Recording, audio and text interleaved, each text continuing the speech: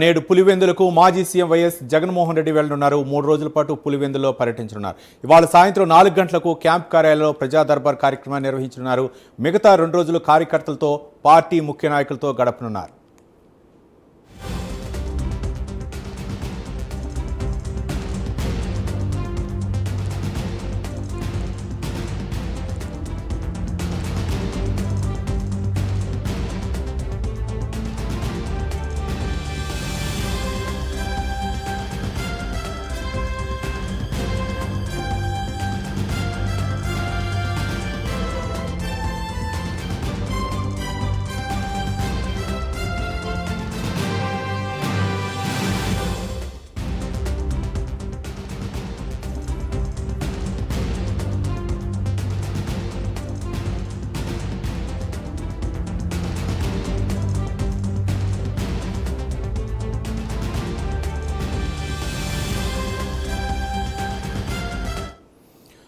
AP మాజీ CM YCP అధినేత YS Jaganmohan Reddy 3 రోజుల పాటు సొంత నియోజకవర్గం పులివెందుల్లో పర్యటించనున్నారు. ఇక ప్రజలతో మమేకమై అక్కడ ప్రజల నుంచి ఆ ప్రజా దర్బార్ కార్యక్రమం ద్వారా అర్జీలను అయితే స్వీకరించనున్నారు. ఇక సొంత నియోజకవర్గంపై మరింత అప్డేట్స్ మా కరస్పాండెంట్ సుధీర్ మరిన్ని వివరాలు అందిస్తారు.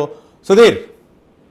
Ravi, good morning. ముఖ్యంగా చూసుకుంటే కనుక మాజీ ముఖ్యమంత్రి అయినటువంటి వైఎస్ జగన్మోహన్ రెడ్డి నేటి నుంచి 3 రోజుల పాటు కూడా కడప జిల్లాలో పర్యటించినారు. అయితే ముఖ్యంగా చూసుకుంటే కనుక ఇవాళ సాయంత్రం కూడా ఏదైతే ఆయన బెంగళూరు నుండి కూడా ప్రత్యేక హెలికాప్టర్ ద్వారా కూడా ఏదైతే పులివెందుల్లో ఉన్నటువంటి హెలిప్యాడ్ కు చేరుకున్నారో అయితే ఇక్కడ ముఖ్య నేతలకు కూడా ఆయన అయితే కనుక ఘన స్వాగతం పలుకున్నారు. ఈ నేపథ్యంలో సాయంత్రం 6 గంటలకు ఏర్పాటు చేసినటువంటి ప్రజా దర్బార్ కార్యక్రమంలో కూడా వైఎస్ జగన్మోహన్ రెడ్డి పాల్గొన్నారు. అయితే సుదూర ప్రాంతాల నుంచి అలాగే సొంత నియోజకవర్గం అయినటువంటి ప్రజలు ఉన్నారో వాళ్ళందరూ కూడా ఆయనకు తమ సమస్యలు చెప్పుకునే విధంగా అయితే కనుక ప్రజా దర్బార్ కార్యక్రమాన్ని ఏర్పాటు చేశారు.